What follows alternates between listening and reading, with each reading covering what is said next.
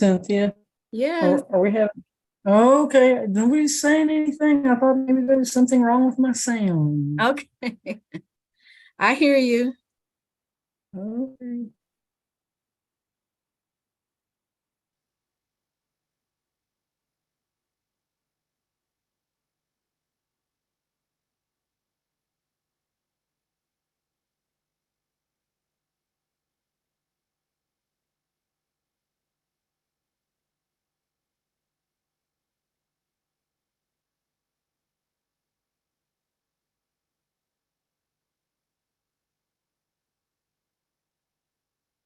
Good morning. Can you hear me? Yes. Okay. I don't know why my picture keeps popping on and off, but I'm here.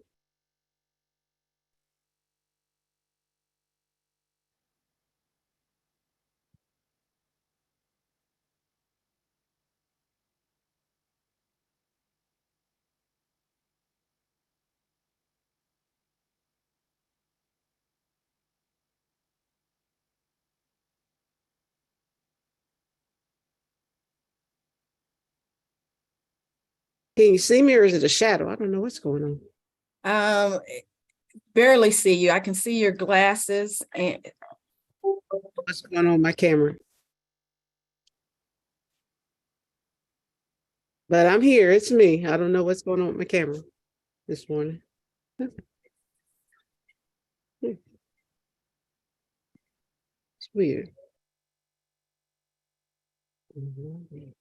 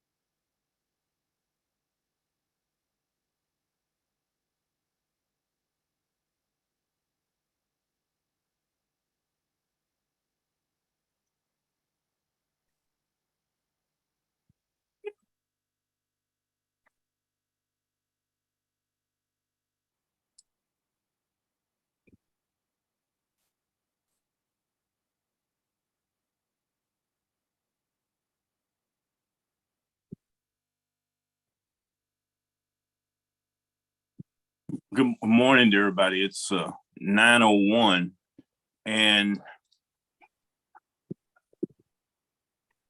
I can only see 2, 4, 5 other commissioners. We need to be able to see you to count you as a quorum.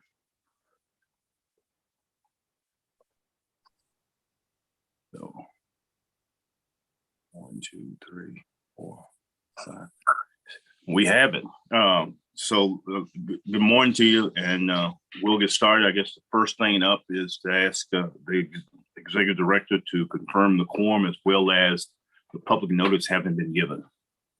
Public notice has been given and we verified the quorum. Okay. Any request for public participation? None requested. Okay. Then the first item on the agenda is, next item on the agenda is consideration and approval of minutes of the meeting held on May 18th, 2023. May I have a motion to approve those minutes? So moved. Second. Been moved and seconded that the minutes of the May 18th, 2023 meeting be approved. Are there any correction or additions anyone like to make to those minutes? Hearing none, all those in favor signify by saying aye or raising your hand.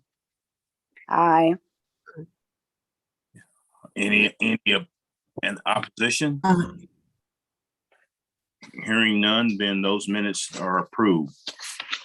So the next item on the agenda is we go to section reports, and first up is the executive director report. Cynthia. Good morning. Good morning. You have my report, but I have several things that I'd like to discuss with you that have come up since that report. But first, are there any questions to my report? Okay. I wanted to let you all know that Marianne Juan Pena and I spoke with Adalia Luna, who is the executive director of the Hopkinsville Human Rights Commission yesterday, and she informed us that the Hopkinsville Commission is being or has been defunded by the county, and their budget has been cut significantly by the city. She has asked for our assistance in that we provide a letter of support for the local commissions. And with your permission, I would like to draft and send that letter of support, explaining the importance of the local commissions, especially to us. We're responsible for 120 counties. However, with the number of staff we have, we can't always reach those counties, and those local commissions are essential for us to reach all of the people here in Kentucky. So I would first like to ask for your permission to go ahead and draft and send that letter of support for the Hopkinsville Human Rights Commission. Before you do, a couple of questions. Did she give any background to what's going on in Hopkinsville? Well, she's explained to us that it's pretty much a political kind of fight. And in that political fight, it's similar to what's being said across the state and across the region as far as commissions, human rights and human relations commissions are concerned, in that the need of this type of agency or these type of entities aren't really important. And so right now, she's saying that the people who are in power in Hopkinsville are basically saying that they don't need them as much. And so that's the reason for the defunding. Their fear is that they will eventually disappear if they're not getting support. Now, she also indicated that the community has rallied and are fighting to keep the commission in existence. Okay. Well, without objection for anybody, let's go forward with the writing of the letter. And Burse, yes, it's just worth noting that the county also cut their local library budget by nearly $100,000 a year. So it wasn't a specifically HRC aimed thing. But they were making cuts to several organizations, and they were caught up in that, which I think makes it a little less of a directly political issue and much easier for us to stand up and talk about the importance of local commissions. Thank you. Okay.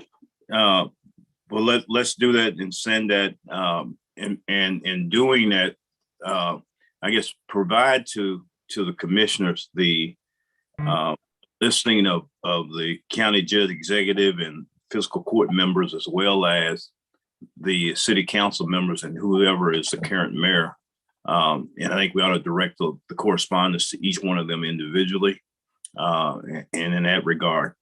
And I think the other thing is maybe, since we're going to have the August meeting in Paducah, invite that specific commission, and maybe I won't say have a hearing on what's going on in Hopkinsville, but maybe have a segment where we talk about that. Mr.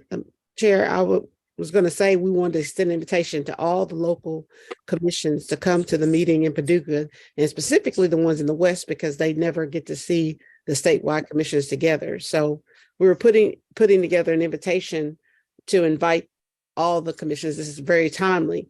And also Paducah is reinstating their Human Rights Commission, and they're doing interviews currently for new commissioners. So we'll have an opportunity to meet the new commission in Paducah as well. I had a meeting with them last year discussing about them reinstating the commission. Since I was in the area, I just went to Paducah and met with the mayor and the city manager and one of the commissioners. And so it's coming to fruition based off of that. I'm happy that they've moved forward with that. So this is a very timely thing to have this meeting in Paducah with all the things going on and a celebration, which I'll talk about that later. In addition, during our conversation, she let us know that their 60th anniversary is July 16th, 2023, and they will be honoring the late Lewis P. McHenry. He was instrumental in establishing that commission and did several things in that community. She has requested that he be nominated for the Kentucky Civil Rights Hall of Fame. We explained to her that we would be doing one in 2024. In the meantime, we would like to issue to Mr. McHenry's family an Unbridled Spirit for Justice Award. And basically that was established several years ago just to recognize people that aren't necessarily known commonly to the public as far as their work in human and civil rights, and just to bring them to the forefront and honor them. And so we would like to present Mr. McHenry's family with the Unbridled Spirit Award. And we have all the commissioners and staff have been invited to attend that event on July 15th is the actual event. It's July 15th, 2023, and we'll present that award. And we are supposed to be getting more information about location and so forth for that 60th anniversary.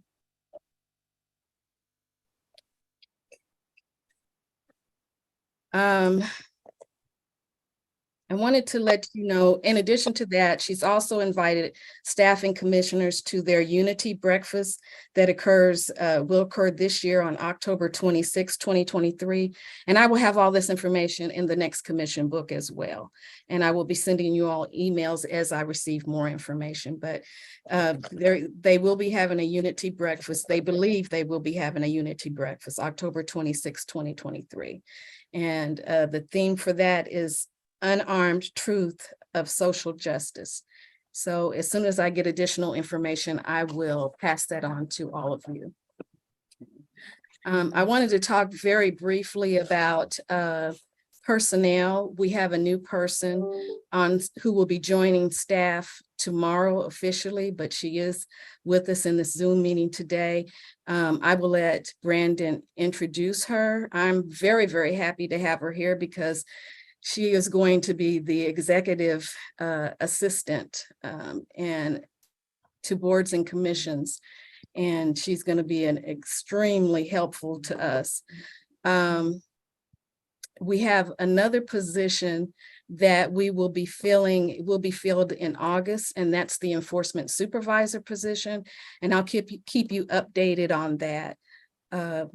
Also in personnel issues, while we won't be hiring, we are starting to work with the Urban League Seniors Program, and it's our hope that we get a part-time person from their seniors program that will work on our reception desk and on our phones. And those seniors are able to work 20 hours a week, and they're paid by the Urban League. They wouldn't be paid by us. They would be paid by the Urban League. And so we will hopefully have our reception desk manned at least 20 hours a week here soon. We are also working to develop curriculums for community service hours for middle schools and high schools. And we don't want to do it just here in Jefferson County and Louisville. It's too late for the summer for outside of Jefferson County and Louisville, but it is our hope. I've been told that many of the middle schools and many of the high schools are looking for community service hours. And so it's our hope that we can develop a curriculum that they can use to work with our agency virtually and in person so that they can obtain community service hours working with us. And also it's an opportunity to us to kind of pass on information and kind of pass on the baton of what we're doing. And they could be future workers for us in the future. We're repeatedly being told that we don't have the visibility and we're not doing the outreach that we really need. We know that we have decreased our contacts with our local commissions and other entities such as the NAACPs, the urban leagues, disability groups, women's groups. We've fallen off on that, continue to do so in the upcoming year. In October of this year, it's my plan that you all will receive a draft of our agency calendar year 2024 action plan. And in that action plan, we will lay out all of our upcoming activities and goals for 2024. Some of them will be general, most of them will be very specific. They will include, but are not limited to, the Gallery of Great Black Kentuckians, the Kentucky Civil Rights Hall of Fame, acknowledging and participating in various monthly celebrations such as Women's History Month, Fair Housing Month. We will continue to have our Latino Hispanic forums that we have, and developed other contacts and communications with different groups so that we have that for you all. And again, we will have that in October. It's my hope that we'll give you a draft in October. You come back with me with any changes that you may have by the November commission meeting, and then we will put it into effect starting January the 1st. Again, this will be for the calendar year. Also with personnel, I wanted to talk a little bit about training. You were informed previously that the agency received training dollars from HUD for training of staff. I wanted to give you a heads up that we will probably be coming back to you with a report that some of that money will have to be returned to HUD.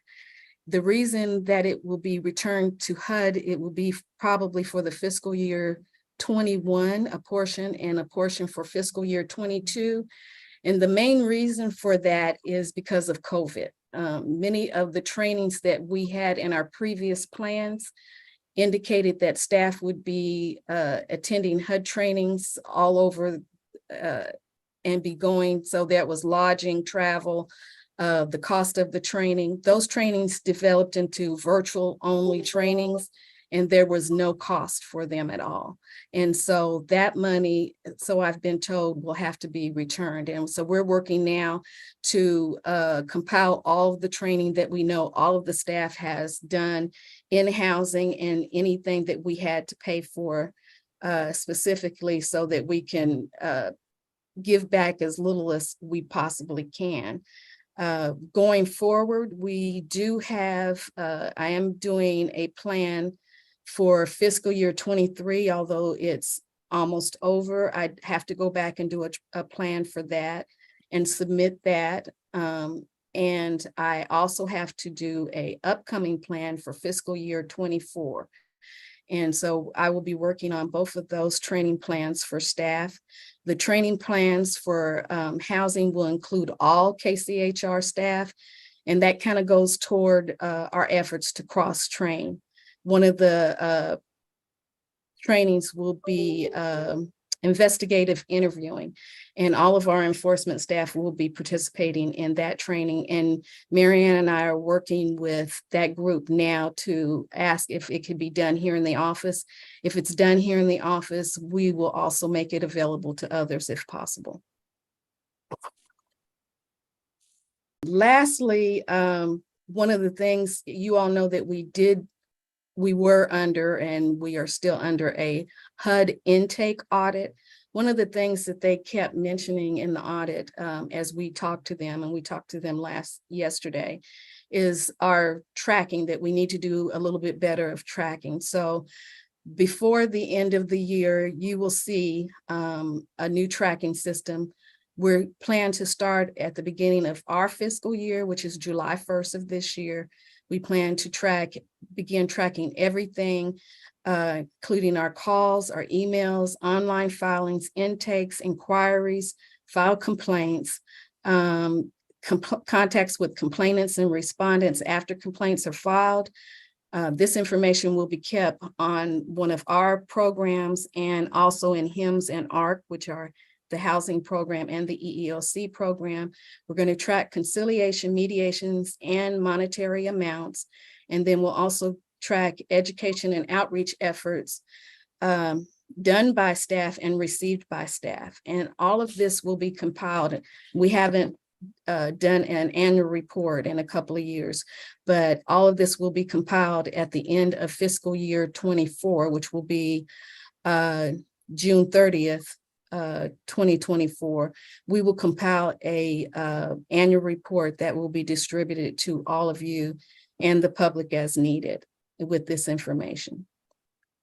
Cynthia? Yes. In terms of that tracking, is it possible that we can see a monthly report, as maybe not necessarily to discuss at the meeting, but on a monthly basis as a part of our board package? Get a monthly report of what's taking place, so that we see it month by month at the end of the year. Yes, we'll start with July 1st, as I said. And so your first report we'll have for you will be at the August commission meeting. Okay, thank you. Okay. The thing that we're going to do too is we're going to be reviewing the policies and procedures of the agency and revising and revamping those as needed. But also we're going to be developing what we're going to call quick guides. And that is for every task and position in the agency, we will have quick guides so that anybody would be able to pick up this information and know exactly what they're supposed to do. It also will give us an opportunity to talk to each other so that we know what each other does. What we're finding is that all of our jobs are connected in some way or another, but we're not always communicating with each other, and we don't know what each of us do and what is needed from one group by the other group. And so we're going to work together to develop our policies and procedures to make sure that everything is working more efficiently and effectively. And we'll also have those quick guides, and we'll have a draft to you all, hopefully by the November, earlier if possible, by the November commission meeting. That's it. If you have any questions.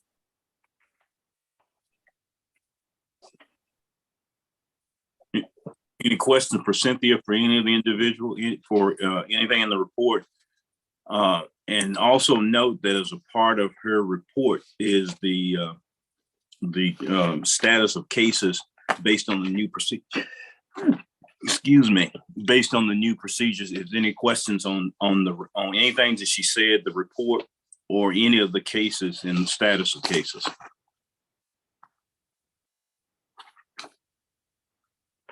Okay.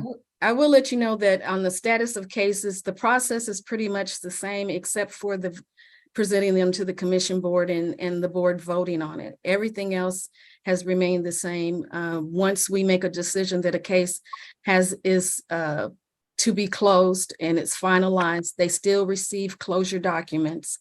And in employment and public accommodations, they still have an opportunity to ask for a reconsideration. No, it was in terms of the list, and if anybody had any question as it relates to any of them because of that process. Yes, hearing none. Thank you for that. Next, we'll go to budget and personnel. Brandon.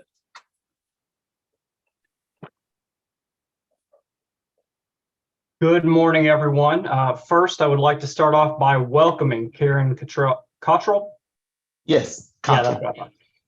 We are so glad to have her on board. Cynthia won't say anything, but she has been, it's almost abusive, the level of work that she has had over these last 3.5 months, functioning as the enforcement supervisor, all the duties of her previous staff assistant position, and now the executive director position. So we are definitely glad to have some assistance. I mean, especially for Cynthia, because it is unreal what she is, the level of work that she has accomplished in the last 3.5 months. Karen, would you just give a brief introduction and tell people who you are? Sure. I am Karen Cottrell. I live in Shelbyville, Kentucky. I have been here 30 years, married into the city. I previously was the bookkeeper at a K-12 school, and I am looking forward to the challenges and the opportunities that are lying ahead. Great, thank you so much. No you problem. have my report before you. I will add one thing. We were released this week to make the previous 3 months payments for our rent and utilities, which is good. I really wanted to do that before the end of this fiscal year, so it comes out of this year's budget and not paying the last 3 months of rent out of next year's budget. So Do we have any questions? Yes. Do we have any air? Okay, so we do not have air conditioning in our building currently. We received an email. And so why are we paying them? I emailed, I emailed and talked to on the phone to Real Properties yesterday. They didn't mention that not paying them was an option. So I can broach that with them. At our retreat, I think most of the commissioners were in favor of you all getting into more comfortable, accommodating spaces. And I think we withheld pushing that because you all wanted to stay in the same space. You're more comfortable in it. But I mean, the fact that you're now almost 2 weeks without any air or any of that in the we had a heat wave a week or two ago. I'm just amazed. And the money for the rent, if you encumber it, meaning that it is designated for that, even though you don't pay it, you don't lose it in that fiscal year. So I'm still at a loss, and I won't say at a loss. I'm concerned about the environment within which you all have to work. Yes, and Chair, I know that the majority of us here at the agency have indicated and stressed that we want to stay here. And we, as Brendan says, we are suffering through the heat. One of the things is too that we have been talking with Real Properties, and we have been discussing, what are our options. And we have very few options. That's the first thing. We have very few options. The next thing is the length of time that it would take, even if they did move us to another location. Now, what we haven't talked to anyone about, as far as I know, Brandon, correct me if I'm wrong, what we haven't talked about if there's any quote unquote emergency situations in which we would fall into and be able to go somewhere or do something in that situation. Then you have, depending on what they have, unless it's an already built out and already set up for phones and computer systems, then you have that that we'll have to do. Right now, it's hot, but we're able to continue our work here and outside of the office. But we have the same concerns that you have. Again, I think the thought of staff initially was, we know what we're dealing with. If we go somewhere else, we may not know, but we have those same concerns. You know, If I may say, Chair and Cynthia, our director, I feel that the health and welfare of the employees, you know, we don't know each person's health condition. But I do think that some of these basic things could pose to become a liability. You as a staff person may say, hey, we're fine.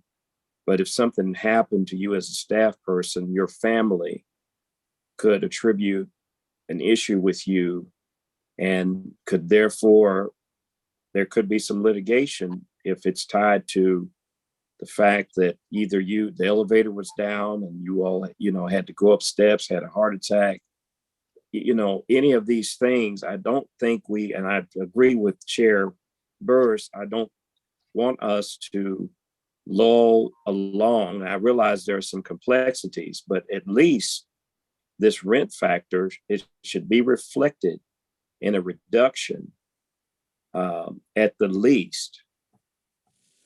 Something should be subtracted given the conditions, because we are not getting what we have paid for. And at best, we should not pay the rent. And it sends a clear message to the new owners that you have a state agency here, and you're obligated, if you're going to host the state agency, you're obligated to care for it. So I just feel, I think you all are noble, but I feel there's some liabilities here. As I shared with you the other day, Cynthia, that if it's hot in the building, next thing you know, the elevator will stop working. And you said to me, well, just so happens that day, the elevator had stopped. Oh, and so, you know, I think that, you know, we have to take this very seriously for a lot of different angles, because I just feel like this could be a real problem. you know, the other thing is, you know, and we talk about whether it's costs. The state has the ability to declare an emergency, and you know, the kinds of things that you've been dealing with.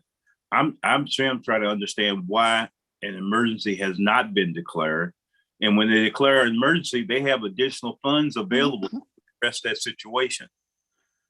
So, you know, we won't be able to solve it today, but I think we need to look again at what the approach is going to be and what we would like for it to be, and to do that. And if I need to go to talk to the finance secretary, I'm willing to go to Frankfurt and do that and have that discussion, because I think it may be a different kind of discussion than they have with you alone.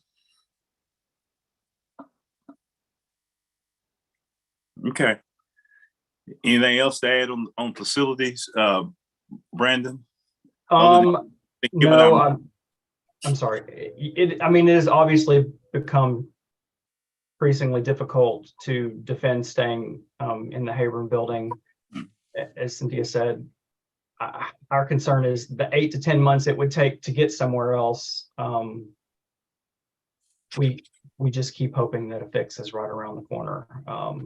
If they declare emergency, Brandon, it won't take 8 to 10 months. Well, for a long-term solution. Well, you know, the thing about it, they can find space and whatever the cost is to do that. They can suffer and incur that cost. And I think that, you know, it may be short term. It may cost them more than they want to pay, but they have an obligation to provide accommodations that fit basic living and office standards. And right now, I hate to say it right here, I don't think they're providing it. So, but anyway, let's move on beyond that, because we're not going to solve it today.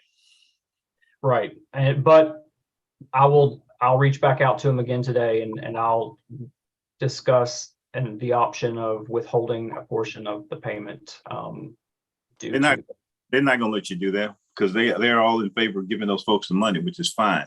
That's the reason they need to declare an emergency and move it somewhere else. So yeah. So yeah, the air conditioning actually has not worked all spring on the 14th floor. Now we've tried to band-aid it with some portable units in some of the back offices where it was the hottest. Yeah. So yeah. You call the landlord and say, we don't have any air, so you need to provide us more units for all of this space rather than us buying them and paying for them. Tell them, the landlord has an obligation to accommodate and make the spaces livable or workable. Right. So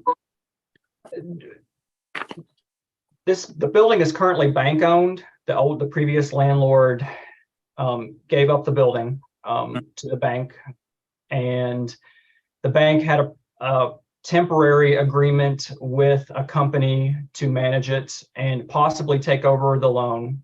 And that fell through in March. And now they have listed the building with Gant Hill Realtors here in town, and they have authorized Gant Hill to manage the building as of April 1st, the realty company. So who is the bank?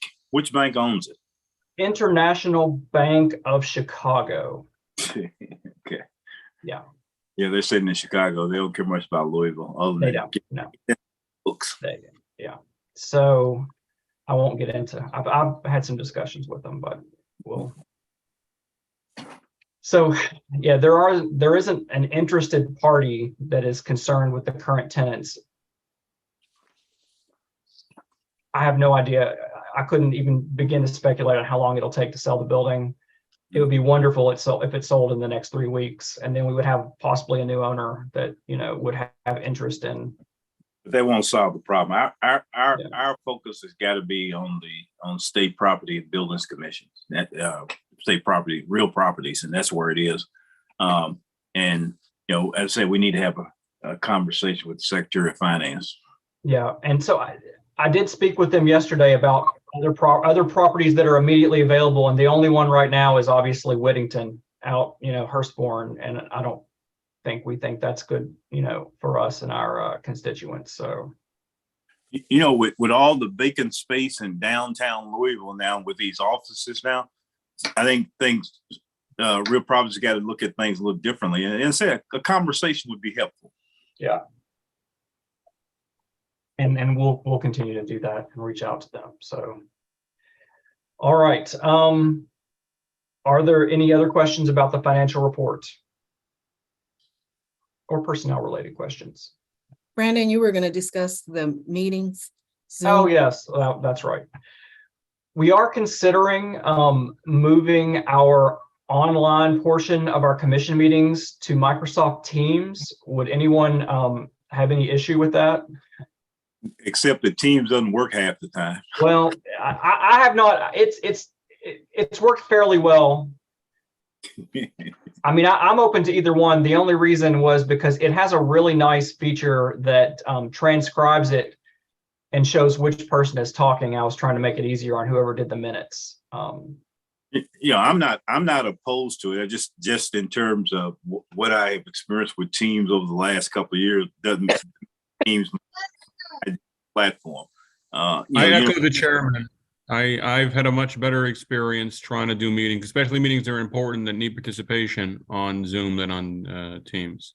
Fair enough. We will continue with Zoom then. All right, that is all I have. Any other questions? Brendan, remind me in line E399, the roughly $41,000 this year. I'm getting old and my memory's not good. Sure. Yeah. The 40,000 was the payment for the settlement with a previous employee. Thank you. That's what I was thinking it was. Yeah. Can't recall the $960. I believe a portion of that was for easels or monitors. Okay. That's fine. Any questions for Brandon on budget and personnel? Hearing none, thank you. We now go to mediation. Is Sana going to do that, Mary? She's not here. She's at the Warren's Render CLE event that's going on, but she did send me a note to discuss some of the settlements in her mediation cases for this past month. She indicated that on May the 23rd, an age discrimination complaint was settled for $6,000, and that on June 8th, a disability discrimination complaint was settled for, she just said remedial items.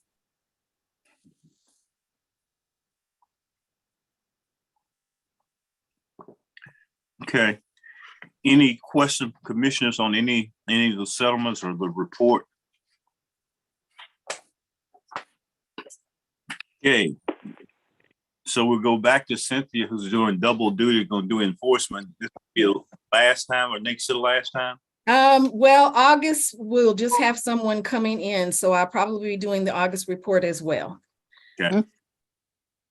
Do you have any questions about any of the enforcement report?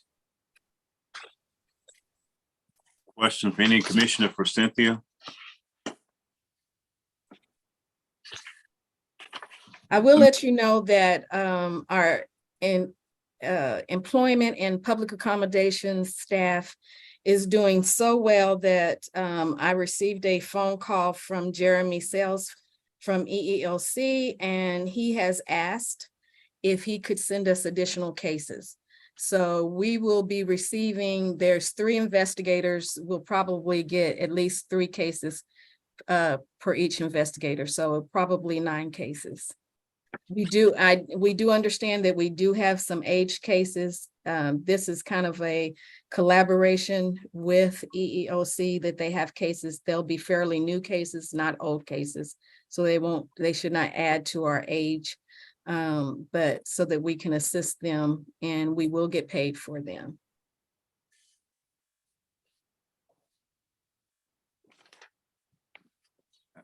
Any question for Cynthia before I go through? I got a litany of questions. Okay.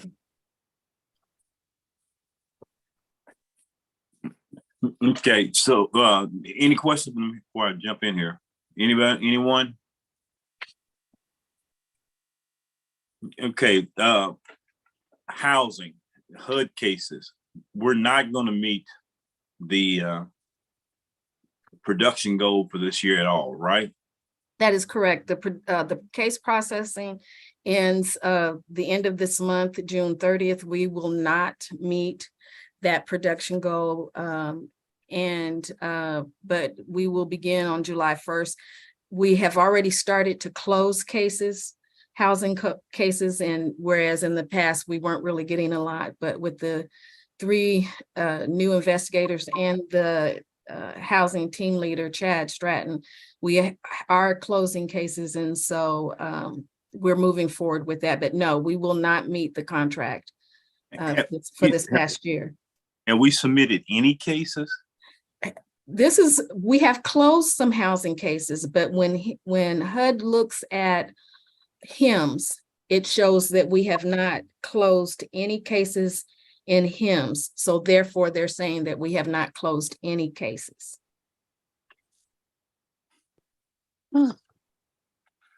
So remind me of what additional we need to do in HIMSS to close the case. So so as of June 30th, we will have closed 0 cases. Well, we're going to be able to go back. I meet with Isabel weekly, and Isabel is going to walk us through closing cases that were already closed in this past processing year, and the one before that may not be in HIMSS. She's going to guide us through, or guide me through, how to close those cases to make sure that they show up in HIMSS and that we can still get credit for those. It's nowhere near the 40 that we are contracted for, but we could still get credit, get some type of credit for those. But what has to happen, my understanding what has to happen is that once the case is closed, previously you all voting on the cases and us closing the case, we had to make sure that all the information was in HIMSS on that case, go in and do a final investigative report and close that case and make sure that it's submitted in HIMSS for closure. And that was never done.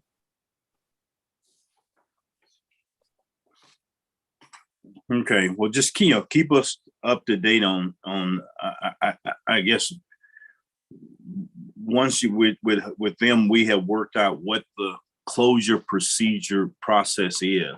Yes. So that at least commissioners, we understand what it is. And so at least the ability to track it or to have like it at the bottom of page 29, the kind of case production contract period data that we do for EEOC have the same thing for HUD cases with that fulfills the definitions of HUD, so that we know that those are things that are in fact taking place. Yeah. Once we have that information from Isabel, I will make sure that I have that information. Ms. Cottrell will also have that information. Typically, in the recent past, it was done by the executive director, but before that, the final investigative reports were done by the enforcement supervisor. And so we're going to go back to that, where the person who's actually in the unit and doing the work will be doing the closure documents in HIMSS. And so we'll make sure that the new investigator also has that information in that process. Okay. Under the EEOC cases, the one line said waiting ARC submission. What is ARC? That's the EEOC program. It's ARC. Okay. And, yeah.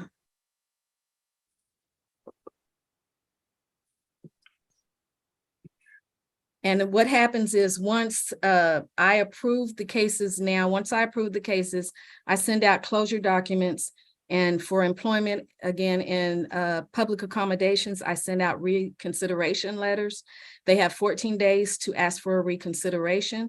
If we don't hear anything in those 14 days, I go in and I scan and submit all the closure documents into ARC and ask for credit. Okay. You know, and I guess as I read through it, it seems like maybe because I'm reading in one section of the report versus the other, the number of case panels has gone down. So we're not holding them as regular as we were before. And that's probably true. And some of it has to do with scheduling. Some of it, although the case panels are going down, the request for information from legal hasn't gone down. It's actually gone up. As we're putting new people on staff, people do have the opportunity to just go to the legal unit and ask questions of the legal unit. And that's what's occurring more often than not. The case panels we have, more frequently when we have a question of whether or not it's a cause case or not a cause case, or if we're having trouble getting communication with a respondent or complainant, or we're not sure about the information that the investigator has reviewed. But you're correct. If depending on any given time, we may not have a case panel, but we are still having legal requests, and we can track those as well, the number of legal requests and the reasons for them, if you all would like. Not, I guess some of that appears in the legal unit report. The other one is, in terms of case panels, we've been told before how many of those have been held from meeting to meeting. It's just that in some places that's missing. My next question is really on page 35, which goes through the actual pending cases or what the status. And the heading page 35 says update April 2023. We're in June. So what happened in the intervening 2 months? Now, that should have been June 2023, because those were actually updates for 2023. And no excuses, but there's like 3 people working on this, and we just our cut and paste are not. not syncing up. I should have caught that, but the information that's below that is for June 2023. That's an update for June 2023, not April. Okay. And then as I go through there, some of the updates was submitted to the May commission, meaning that it came to the commission in May. Should have been, if it's submitted to the commission in May, it means the commission acted on it in May if it was required to act on it. So I'm not certain, you know, it says someplace says some was submitted for June commission, some submitted for May commission. Those submitted for May should have been closed out, right? Yes, if it depends on when we do the report as well, because what happens if I'm not able to close it out, there is a chance for some that there might be a reconsideration, so I don't remove it until I actually get that reconsideration period has ended. And then once that reconsideration period has ended, I remove that from that list. If it hasn't ended, there is a chance that it may stay on there as and come back as a reconsideration. I may leave it there. Okay. That's all my question. Any other commission, any questions? You may notice as well in the list of open cases that we removed the mediation cases. We were doing everything to kind of prevent people from knowing who was in mediation and who wasn't in mediation, but we had them in our open case listing. So you will see now that you won't see the mediation cases in the open case listing for the book. Okay. Okay, so let's move on to education and outreach, Mary Ann. Good morning. You all have the report, and I'm here to answer a question if you have it. I did want to just note that we are paying attention to the activities that have been going on in Paris and Mount Sterling with the dropping of KKK flyers on different lawns and in public places. Right now, my goal is to reach out to any human rights or activists that we can get a hold of in those cities. Paris does have a local human rights commission, but they are not very active, and they're run basically through the mayor's office. So my intent is to reach out to them before the end of the week, as well as any NAACP chapters in both of those cities, in Paris and Mount Sterling, just so we can keep up with what's going on. The Department of Justice is the agency that would handle anything. And that would strictly be to be aware and to keep you all aware as commissioners. So we haven't done anything yet on that, but I am reaching out to those three entities, the NAACP, Department of Justice, and anyone else in the cities that I can get a hold of, just to talk about what is going on. Other than that, if you have any questions, as I said, I'm here. Marianne, you know, the FBI has a unit and has, I think, a couple of agents assigned to monitor or look at or see things like that. I don't know if you ever had any contact with them or not in that regard. I have not had any contact with them in that regard on this particular incident, but just in terms of FBI period, I did go through the training that they send the citizens through, the FBI Citizen Academy.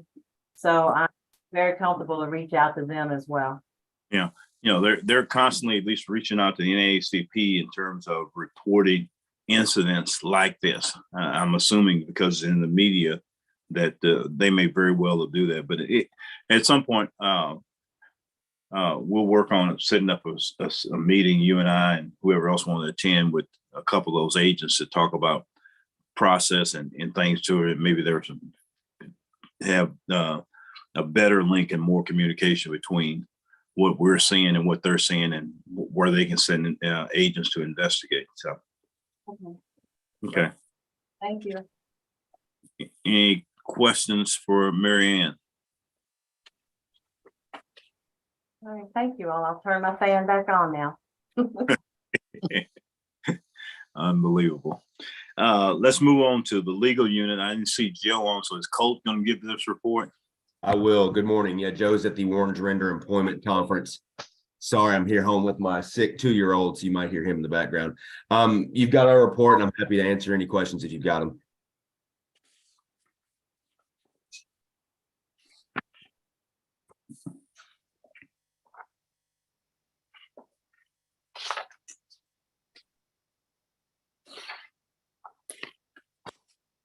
Okay. Hearing none. Let's move on. There are no committee reports that I know of.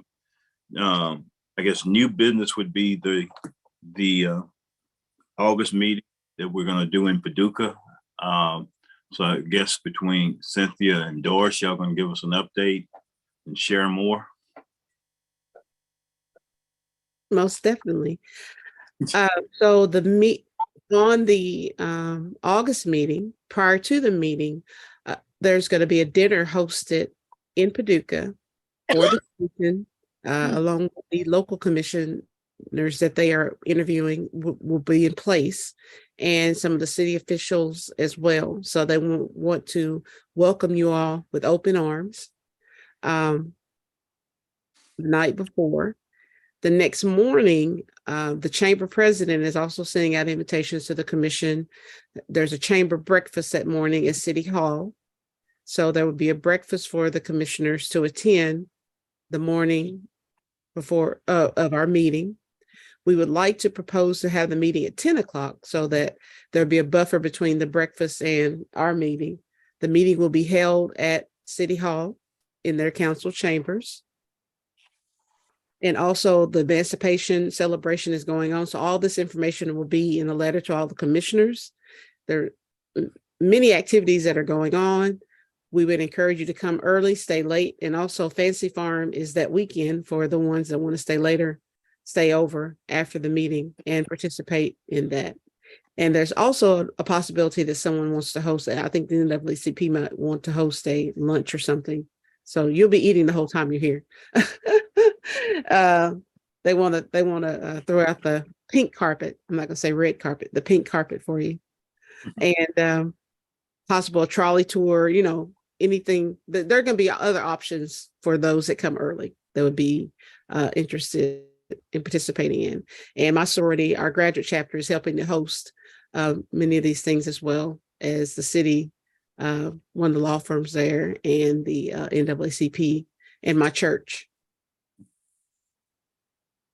Doris, and that's not Eastern time, correct? No, it's Central time. So you'll actually, get you an hour there. Extra hour of sleep. Or God's time.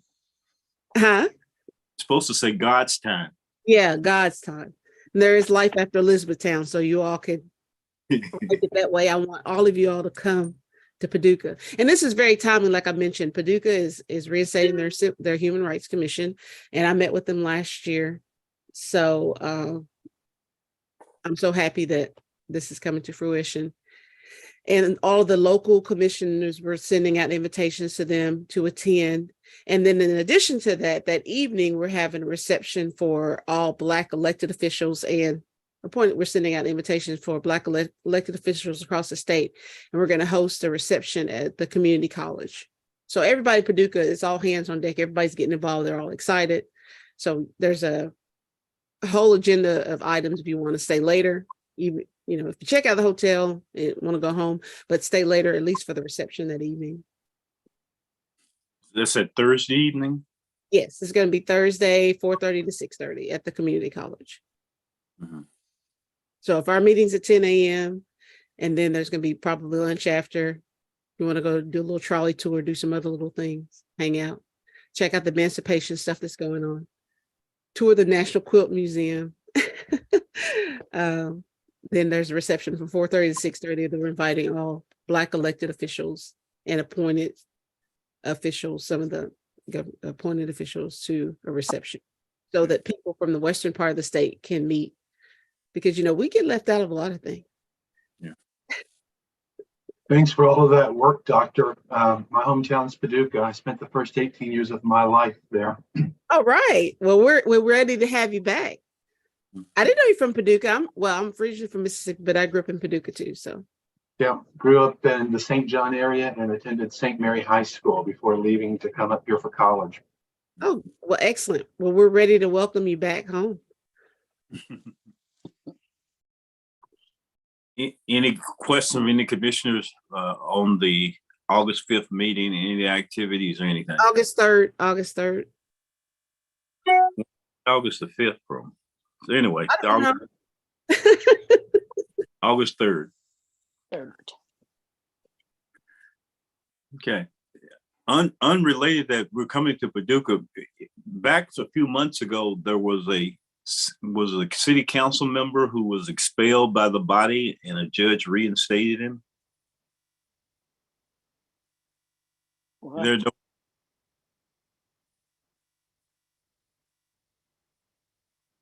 You're muted if you're talking. Yes, that is true. What has happened since then? Anything? Oh, a lot has happened since then. I don't know if I'll talk about that. Well, he's still on the council. His is under litigation now. His wife got caught from sending messages interfering with the election.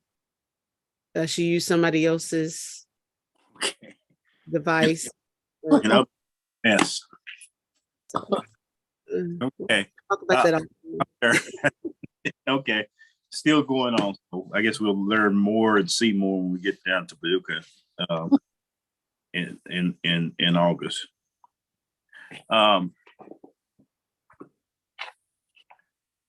Any other business, any other items, any commission? Quick question about, oh, go ahead. Just a quick comment. With the Paducah Rights Commission, they did reach out to us for some assistance in getting reestablished and best practices for making these new appointments to the commission.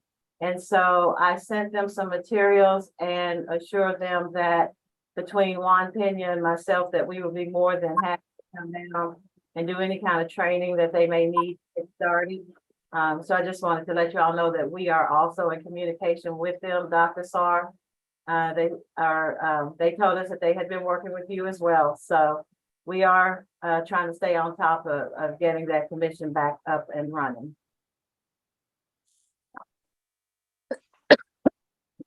Okay. Any other item for anyone to bring up? About meeting in the August 3rd, Dr. Sarr meeting in Paducah. Would it be possible for the commission to order kosher meals for the commissioner who needs them? That would have to be done in Louisville as it's not available in Paducah. We'll make note of it and make some plans for us. Anyone else?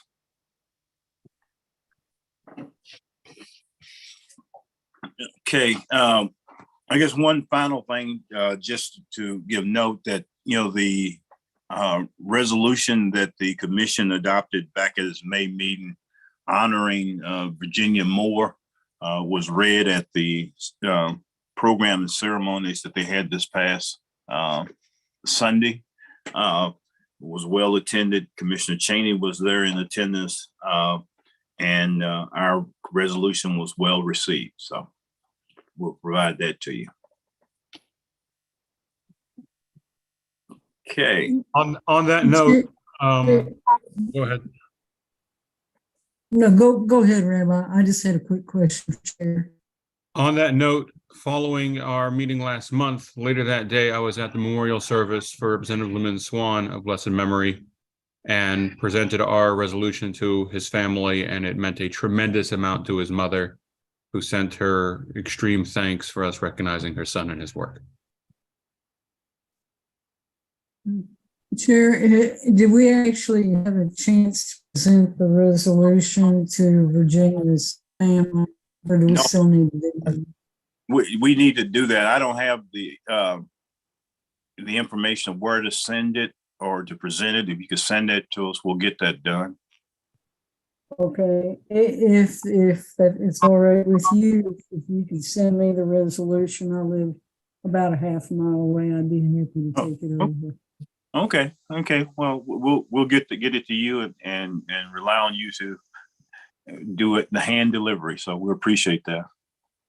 Okay, thank you, Chair. I have a quick question. How many people are planning on attending? I hope everybody, but I've received 3 confirmations from commissioners thus far. I am sending my confirmation today. Director Fox, sorry for the delay. Creek don't rise, I'll be there. Okay. Okay. Any others? But anyway, I said Cynthia sent out the request, and everybody just needs to respond based on what your intentions are, so they can get a count. And then we'll need a count to make certain we have a quorum for the meeting as well. So. right, and For the also meeting and also for lodging. from the chamber, and also from one of the commissioners in my church about the dinner prior to with the commissioners. So you'll get several different invitations. So be on the lookout. Okay. Email and mail, because they're going to be sending those out soon. Okay. And we would like to make lodging arrangements as soon as possible as well. So let us know if you're going and if you plan to stay overnight. We will make those arrangements as well. So we would only be allowed one night to stay.